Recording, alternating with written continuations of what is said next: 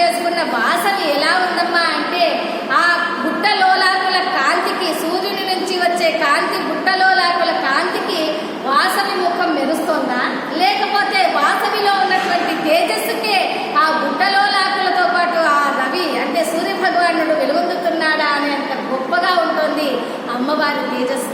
అంత గొప్పగా ఉన్న 7 వారాలు నగలు ధరింపజేసిన ఆ కుసుమాంబ చివరికిలో అమ్మవారికి ఒక రత్న కిరీటాన్ని కూడా ధరింపజేసింది. ఎందుకంటే పూర్వకాలంలో రాణులు కిరీటాలు పెట్టుకునేటువంటి అర్హత వాళ్ళకు ఉండేదన్నమాట.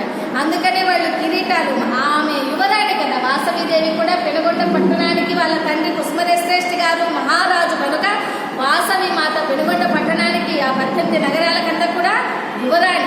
అందుకనే ఇప్పటికీ అమ్మవారి యువరాణి కనుకనే మనం ఇప్పటికీ కూడా వాసవి నవరాత్రులు అంటే వాసవి దేవి ఆత్మార్పణకు కానీ, వాసవి జయంతులకు కానీ, దసరా శరన్నవరాత్రులకు కానీ మనం ఇప్పటికీ కూడా అమ్మవారికి యువరాణి కనుకనే ఆమెకు ఖడ్గ పద్యాలు శరభలు అంటూ ఉంటాం. అవి కూడా పాడుతుంటాం. విన్నారమ్మా ఎప్పుడైనా?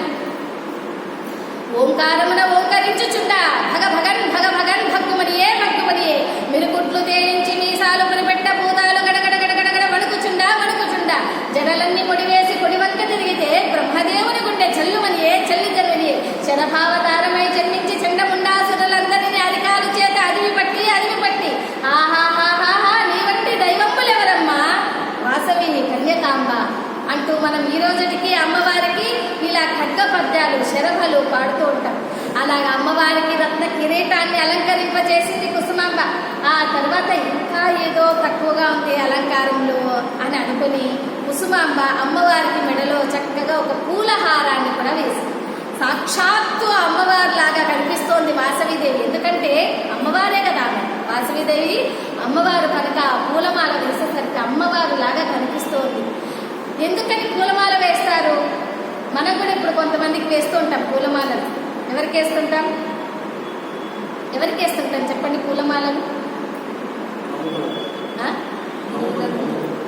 పెళ్లిళ్ళల్లో పెళ్లి కూతురికి, పెళ్లి కుమారునికి, ఇంకా హరికథ వాళ్ళకి, హరికథలు చెప్పేవారికి, పురాణ ప్రవచనాలు చెప్పేవారికి, స్వామీజీలకి, మాతాజీలకి ఇలాంతా కూడా మనము పూలహారాలు చక్కగా అలంకరింపచేస్తాం. ఎందుకు అంటే వారిని ఎంతో మంది కళ్ళతో ఎంతో మంది భక్తులు వారిని చూస్తూ అబ్బా అని ఇప్పుడు మనం ఏదైనా ఫంక్షన్కి వెళ్ళారనుకోండి, మీరు ఒక మంచి పట్టు చీర కట్టుకొని 7 వారాల నగలు పెట్టుకొని ఆ డైమండ్ నెక్లెస్ సెట్లన్నీ పెట్టుకొని మీరు వెళ్తే మీ ఫ్రెండ్స్ చూసిన వాళ్ళు అబ్బా ఎంత బాగున్నారు అని అన్నారు అనుకోండి, అప్పుడు మీకేమవుతుంది? దిష్టి వస్తుంది. అంటే నరుల దృష్టికి నల్లరాయి అయినా పగులుతుంది అన్నట్టుగా దిష్టి వస్తుంది. మరి ఆ దృష్టినంతా కూడా తొలగింప చేయాలి అంటే చక్కగా ఒక పూలమాల వేయాలి. మరి మీరంతా కూడా మేము పూలమాల వేసుకోవాలా అంటే జ్ఞానులకు, ప్రవచనకారులకి, హరికథలు చెప్పేవారికి, ఇలాంటి వారికి మామూలుగా పూలమాలలు వేస్తుంటారు. శుభకార్యాలప్పుడు ఆ కార్యం జరిపించేటువంటి వారికి వేస్తారు.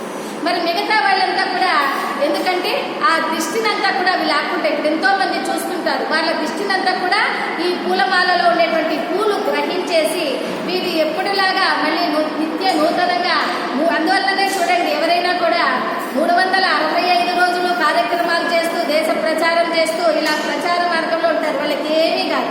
కానీ కొంతమందికి ఏదో ఒక్క ఫంక్షన్కి ఒక్క ఊరికి వెళ్ళొస్తేనే అబ్బా చాలా అయిపోయింది, మాకు ఈ రోగాలు వచ్చాయని వామిటింగ్స్, విరోచనాలు అంటూ బాధపడుతూ ఉంటారు. ఎందుకు ఇలా అవుతుంది అంటే మీరు కూడా ఎప్పుడైనా ఇలా దిష్టి తగలకూడదంటే మీరు ఒక ఫంక్షన్కి వెళ్తున్నారనుకోండి, చక్కగా అలంకారం చేసుకుని ఉంటారు. అప్పుడు ఎవరైనా దిష్టి పడకుండా మీరు కూడా ఏం చేయాలి? ఓ 4 మూరలు పూలు పెట్టుకోవాలి. ఎన్ని పెట్టుకోవాలమ్మా? మూర 50 రూపాయలు అయినా సరే 4 మూరలు పూలు పెట్టుకోవాలి. ఒక 2 మూరలు కనకంబరాలు, 2 మూరలు మల్లెపూలు ఇలా పెట్టుకుంటే అప్పుడు ఆ దిష్టినంతా ఆ పువ్వులు లాగేసుకొని వీళ్ళు నిత్య నూతంగా ఉంటారు. ఒకసారి ఏమైందంటే ఒక ఆమె బాగా చక్కగా రెడీ అయింది, పువ్వులు పెట్టుకొని రావడం మర్చిపోయింది.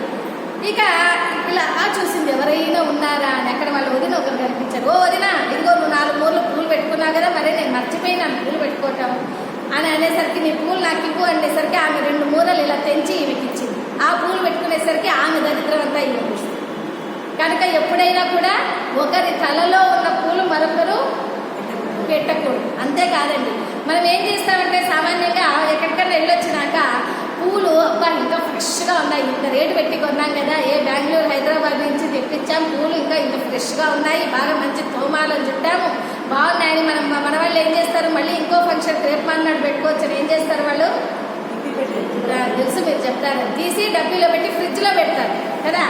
అవి ఏం చేస్తాయి, ఒక్కసారి మన తల్లో పెట్టినాక మన చెడునంతా అవి గ్రహించింటాయి కదా, దిష్టినంత పూలు, అవి అలాగే ఉండి ఆ చెడు బ్యాక్టీరియా పెరిగిపోతుంది.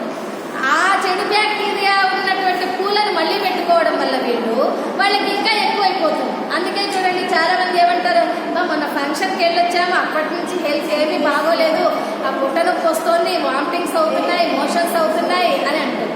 అందుకని ఎప్పుడైనా కూడా మీరు 10 నిమిషాలు కాదు 5 నిమిషాలు మీరు పూలు పెట్టుకున్నా అలా బయటికి వెళ్ళొచ్చారనుకోండి, ఆ దృష్టి అంతా కూడా పూలు గ్రహించుంటాయి కనుక మనం ఇంటికి వస్తూనే ఏం చేయాలి, మొట్టమొదట ఇంట్లోకి కూడా వెళ్లకుండానే ఆ పూలమాలని ఆ పూలను అక్కడనే తీసి డస్ట్బిన్లో వేసేసి లోపలికి ఇంట్లోకి వెళ్ళి హాయిగా చక్కగా స్నానము మొహమో గడుక్కొని ఓం శ్రీమాత్రే నమః అంటూ కుంకుమ పెట్టుకుంటే ఏ దృష్టి తగలదు, ఎప్పటికీ తగలదు. సంవత్సరం పొడుగునా మీరు రోజు బయటికి వెళ్ళినా కూడా ఏ దృష్టి తగలదు. మనం కుంకుమ పెట్టుకునేటప్పుడు ఒక మంత్రం చెప్పాలి, నేను చెప్తాను, మీరు పలకండి. ఓం కుంకుమం శోభనం దివ్యం సర్వదా మంగళప్రదం ధారణేనాస్య శుభదాం శాంతిరస్తు సదా మమ. ఈ శ్లోకం చెప్పుకొని కుంకుమ ధరించాలి. ఒకవేళ ఈ శ్లోకం రాని వాళ్ళు ఓం శ్రీమాత్రే నమః అంటూ నుదుటిన కుంకుమ ధరించుకుంటే అంతా కూడా మనకి తల్లి చల్లగా మనల్ని అనుగ్రహిస్తుంది అన్నమాట. మనం కుంకుమ ఇవన్నీ కూడా విభూతి ఇవన్నీ కూడా ఎందుకు పెట్టుకుంటాం